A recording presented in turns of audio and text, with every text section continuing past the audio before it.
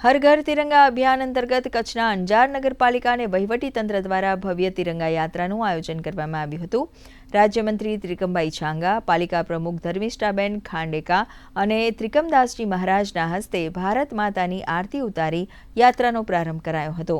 પાંજરાપોળથી શરૂ થઈ KKMS girls high school સુધી પહોંચેલી આ યાત્રામાં NCC કેડેટ્સ, વિદ્યાર્થીઓ, પોલીસ જવાનો અને મોટી સંખ્યામાં નગરજનો જોડાયા હતા।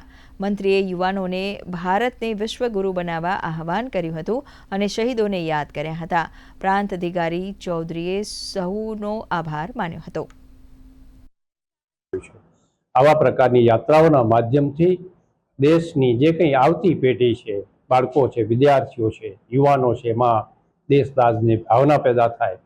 જે મહામૂલી આઝાદી કેટલા અસંખ્ય લોકોના બલિદાન પછી જે આ મહામૂલી આઝાદી પ્રાપ્ત થઈ છે, એ આઝાદીનું જતન થાય, એ આઝાદીના માધ્યમથી લોકશાહીનું સંવર્ધન થાય, આવતીકાલની પેઢીને લોકશાહીના મીઠા ફળની પ્રેરણા મળે અને દેશ ભવિષ્યમાં સાર્વત્રિક રીતે પ્રગતિ કરે એવા ભાવ સાથે અને હંમેશા તિરંગાની આન બાન અને શાન હંમેશા ઊંચી રહે એવા ભાવ સાથે આ તિરંગા યાત્રાનું આયોજન આજે અંજાર મુકામે કરવામાં આવ્યું છે।